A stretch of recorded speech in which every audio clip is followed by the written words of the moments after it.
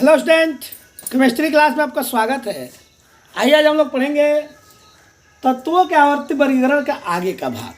कल के भाग हमने पढ़ा था न्यूटन का अष्टक नियम, और उसको हमने ये भी बताया था कि न्यूटन ने 1865-66 में प्रयास किया था तत्वों को बांटने का, लेकिन उनका प्रयास जो था ना असफल था, क्योंकि बहुत सारी खामियां उसमें उजागर हुई थी।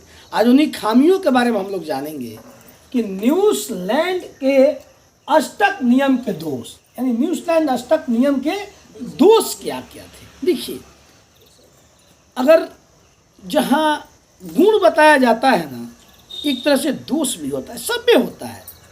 हर कोई अगर विशेषता से भरा हुआ है तो उसमें थोड़ा बहुत दोष भी होता है। तो न्यूटन में भी जो अष्टक नियम इन्होंने दिया तो दोष से भरा हुआ था। पहला दोष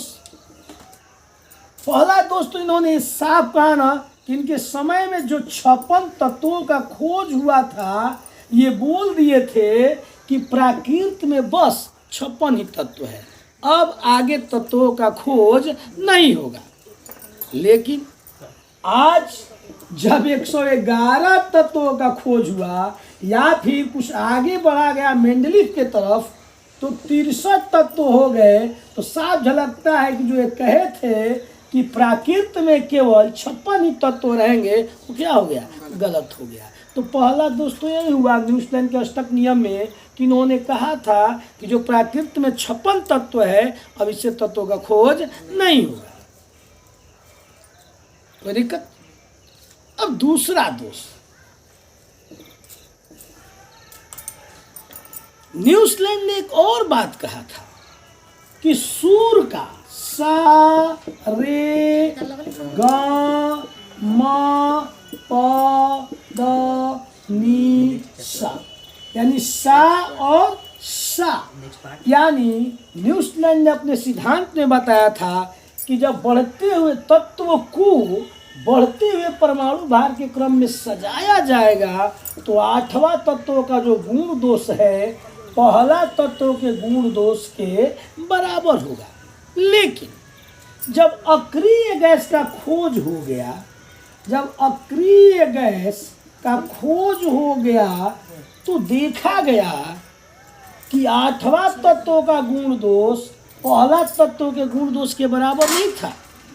9वां जो तत्व था, 9वां, इसका गुण दोष पहले तत्व के गुण दोष के क्या था, बराबर था।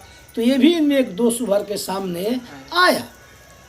देखिए, पहला हमने बताया इनका दोष, इनके समय में यानी जब 1865-66 में इन्होंने न्यूटन का अष्टक नियम दिया तो उस वक्त 56 तत्वों का खोज हुआ था, और उन्होंने बताया कि प्रकृति में इतना ही तत्व है, अब इससे अधिक तत्वों का खोज नहीं होगा। लेकिन कुछ ही समय बाद यानी 1869 में जब दवेत्री मेंडलीफ ने प्रयास किया तो उस समय लगभग 63 तत्वों का खोज हो गया था। तो आप ही बता सकते हैं कि ये 56 बोले थे और बढ़कर 63 हो गया, तो क्या ये जो दोष है कि नहीं है, इनमें दोष है। दूसरा, इन्होंने कहा था कि जिस तरह परमाणु भार के क्रम में सजाया जा रहा है और 8वां का गुण दोष पहला के गुण दोष के बराबर है, लेकिन जैसे ही अक्रिय गैस का खोज हुआ तो ये जो गुण दोष था 8वां ना होकर के क्या हो गया, 9वां हो गया, यानी 9वां का गुण दोष पहला के गुण दोष के बराबर है, न कि 8वां। कोई दिक्कत? अब तीसरा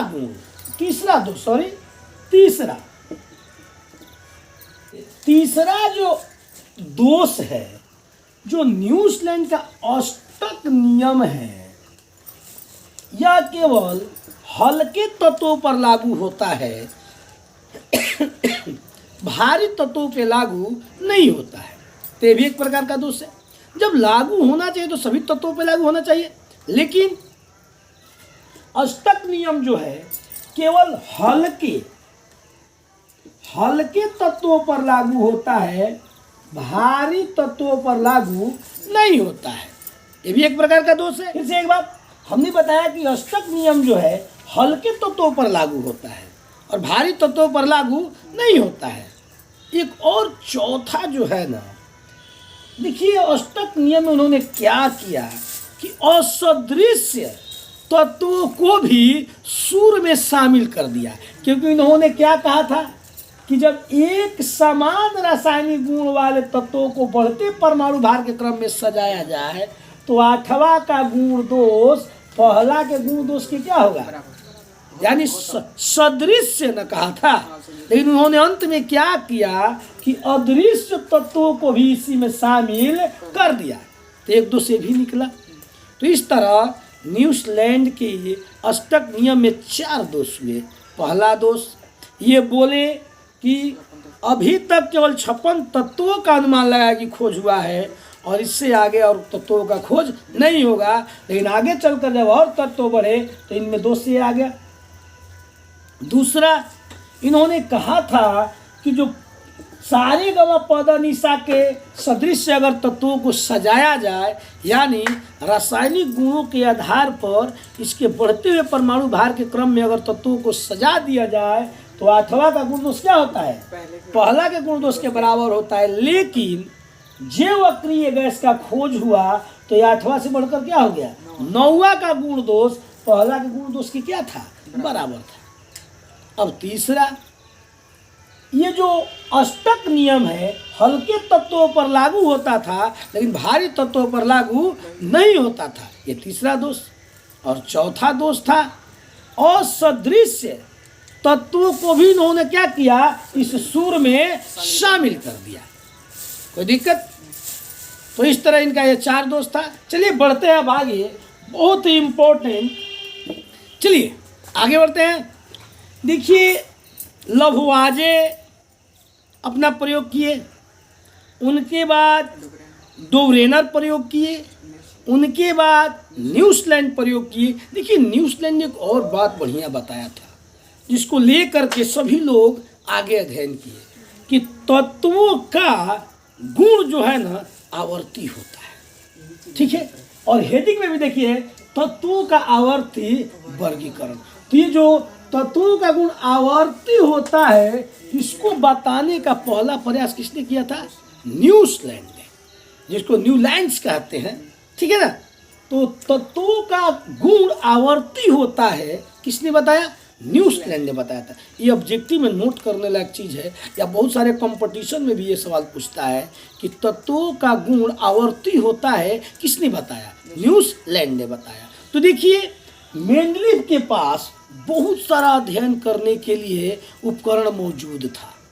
आप सोचिए जो पहली बार ये शर्ट बनाया होगा कितना मेहनत किया होगा, कहाँ से काटें, कैसे काटें, किस साइज में लें कि ये शर्ट तैयार हो जाए। तो पहली बार बहुत कष्ट हुआ होगा।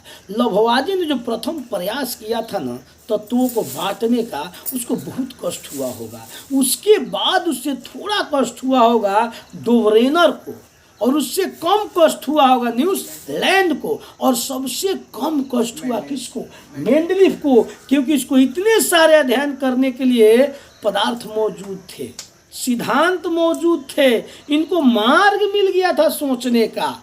ये कभी लभवाजे का अध्ययन किए तो कभी डोवरेनर के तरीक का अध्ययन किए, तो न्यूजीलैंड के बारे में भी अध्ययन किया कि न्यूजीलैंड ने क्या किया।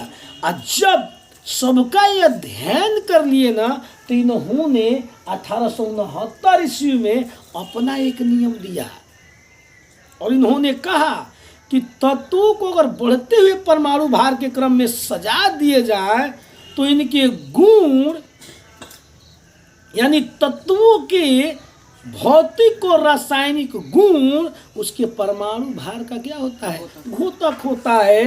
यानी कहने का अर्थ है इन्होंने कहा कि न पहला 8वां के बराबर है, न बीच वाला दोनों के औसत अनुपात के बराबर है, न धातु और अधातु के आधार पर। सीधे तौर पर इन्होंने क्या किया कि तत्वों के भौतिक और रासायनिक गुणों का गहन अध्ययन किया।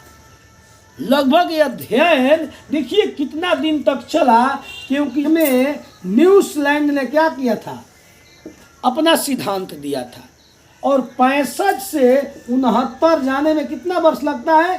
3 वर्ष। तो 3 वर्षों तक गहन अध्ययन मेंडलीफ ने किया अपना आवर्त नियम देने के लिए।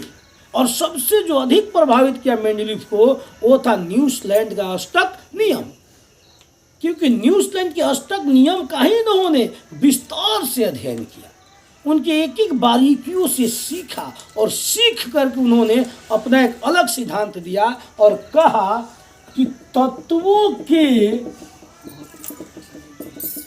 भौतिक और रासायनिक गुण उसके परमाणु भार के घोतक होता है। देख सकते हैं आप। देखिए मेंडलीफ बड़ी चतुराई से अपना सिद्धांत निकाला, क्योंकि उसको मिल गया था कि डोबरेना ने त्रिक का इस्तेमाल किया है, यानी पहला दूसरा तीसरा उसने कहा था कि समान गुण वाले तत्वों को अगर एक लाइन से सजा दे तो बीच वाला का जो परमाणु भार है वो दोनों के परमाणु भार के योग का औसत है। तो ये सही साबित नहीं हुआ था। इसका अध्ययन भी इसने किया। इन्होंने न्यूजीलैंड के दिए हुए अध्ययन को किया कि 8वां का गुण दोष पहला के गुण दोष को क्या है? बराबर है, लेकिन वो भी सिद्धांत काम नहीं किया। ये जो आप देख रहे हैं इसका अध्ययन किया।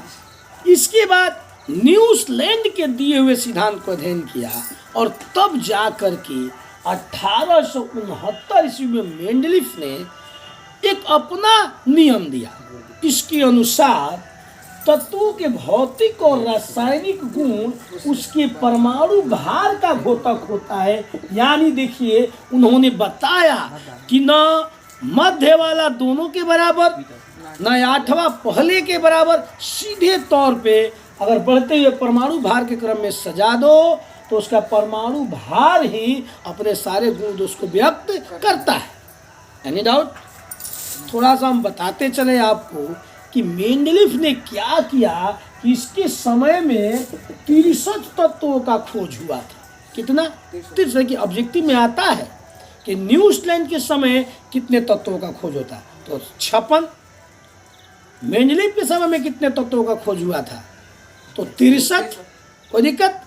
अब देखिए तो मेंडलीफ ने जब ये सिद्धांत दे दिया और 63 तत्व थे तो इसके दिमाग में बात आया कि क्यों न इसको बांटा जाए, क्यों न इसको ऐसा रूप दे दिया जाए कि अध्ययन करने में क्या हो जाए, सुविधा हो जाए। तो इसके लिए भी उन्होंने एक प्रयास किया। अब आगे बढ़ते हैं उनके प्रयास के लिए। तो इन्होंने कहा कि कुछ तत्वों को खड़ा सजा दो और कुछ तत्वों को आधार में सजा, कुछ को खड़ा उधर ऐसे कर दो और कुछ को क्या कर दो, भूमि के क्षैतिज, यानी कुछ को क्षैतिज सजा दो और कुछ को उदग्र सजा दो। देखिए उदग्र, ठीक है। तो देखिए एक परिभाषा निकाल के दिया कि उदग्र कतारों को इसने वर्ग कहा। क्या कहा? वर्ग कहा। और की संख्या कितनी रख दिया? 8। कोई दिक्कत नहीं कि यहाँ थोड़ा सा समझेंगे। आप दुकान करते हैं, दुकान से उदाहरण ले लीजिए। कोई भी दुकान में आप जाते हैं, मॉल में जाते हैं और बताइए मॉल में कितना बढ़िया बढ़िया रैंक बनाया रहता है। या फिर छोटे से भी दुकान में जाइए ना तो देखिएगा रैंक बनाया रहता है। कोई रैंक में लाइफबॉय साबुन है, कोई रैंक में सर्फ रखा हुआ है, कोई रैंक में तेल रखा हुआ है। और बाहर से भी आप देखते हैं तो जान जाते हैं कि नहीं कि किस रैंक में तेल है, किस रैंक में साबुन है, किस रैंक में सर्फ है। जान जाते हैं। सुविधा होता है कि नहीं होता है बताइए? वो लाख रुपया खर्च करता है क्या करने में? रैंक बनाने में। तब जाकर के वस्तु आसानी से मिलता है। खुद भी जो लेता है और आपको देख लेते हैं, जाते हैं, ए भाई थोड़ा हमको दीजिए तो साबुन। तो कोई जोहता है कि वहाँ है, तब आप देख के बता देते हैं कि देखिए वहाँ साबुन है। सही है। तो ये क्या हुआ? आसानी हुआ ना। तो ये भी मेंडलीफ ने क्या किया, इन 63 तत्वों को सजाने के लिए इस तरह का खाना बनाया, ठीक है। और इस खाना में कुछ को उदग्र रख दिया लाइन और कुछ को क्षैतिज कर दिया, तभी तो रैंक बनता है। रैंक बनाए हुए आप देखे है ना, देखते हैं पटरी को कुछ ऐसे लगाया जाता है और कुछ पटरी को ऐसे लगाया जाता है, तो खाना बन जाता है। देखिए ये खाना बना है क्या, देखिए ये खाना है, ऐसा ही ना रैंक बनता है, बोलिए। तो आइए हम लोग जानेंगे कि मेंडलीफ ने 63 तत्वों को कैसे सजाया। तो हमने आपको बताया कि उदग्र रखा, तो देखिए उदग्र कतारों को हम वर्ग कहते हैं और इसकी संख्या कितनी रखा, 8। अब आएगा कि वर्ग किसे कहते हैं।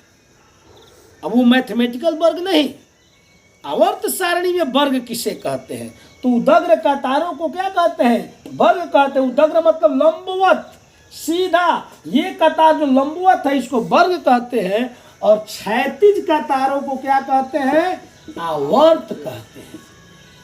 यानी जो सतह में पड़ा हुआ है, यानी जो भूमि के सदृश है, उसको आवर्त कहते हैं। और इसकी संख्या इसमें कितना रखा, हमने बताया कि मेंडलीफ ने कुछ लाइन को उदग्र रखा, यानी लंबवत रखा, तो देखिए उदग्र कतारों को वर्ग कहा और इसकी संख्या 8 रखा, और क्षैतिज कतारों को आवर्त कहा और इसकी संख्या 7 रखा। तो हम कह सकते हैं कि मेंडलीफ के आवर्त सारणी में कितने वर्ग थे, 8, और मेंडलीफ के आवर्त सारणी में कितने आवर्त थे, 7। अब उदग्र कतारों को वर्ग कहते हैं, इसकी संख्या 8 है, और क्षैतिज कतारों को आवर्त कहते हैं और इसकी संख्या 7 है। Any doubt? तो आज की क्लास में इतना ही, मिलते हैं नेक्स्ट क्लास में। और एक शिकायत आप लोगों से, देखिए आप लोग रोज वीडियो मेरा देखते हैं, और आप लोग देखते हैं तो जब अच्छा लगे ना तो कम से कम लाइक कीजिए, देखने के बाद ही आप लाइक कीजिए, या फिर अच्छा नहीं लगता है तो डिसलाइक भी कर सकते हैं आप, ताकि हमको आगे सीखने का और आपको पढ़ाने का नया नया तरीका ढूंढने का मौका मिलेगा। और साथियों में शेयर कीजिए, क्योंकि देखिए अभी बोर्ड की एग्जाम आने वाले हैं, और इस एग्जाम के लिए चैप्टर जो है ना बहुत ही त्रुप का इक्का साबित होगा। हम चाहेंगे कि आप लोग इसको पढ़ें और बढ़िया ढंग से पढ़ें, और फिर अपने दोस्तों में भी इसको क्या करें, शेयर करें। और वीडियो अच्छा लगे तो लाइक जरूर करें, क्योंकि आपका एक लाइक हमें बहुत ऊंचाई तक ले जाता है। धन्यवाद।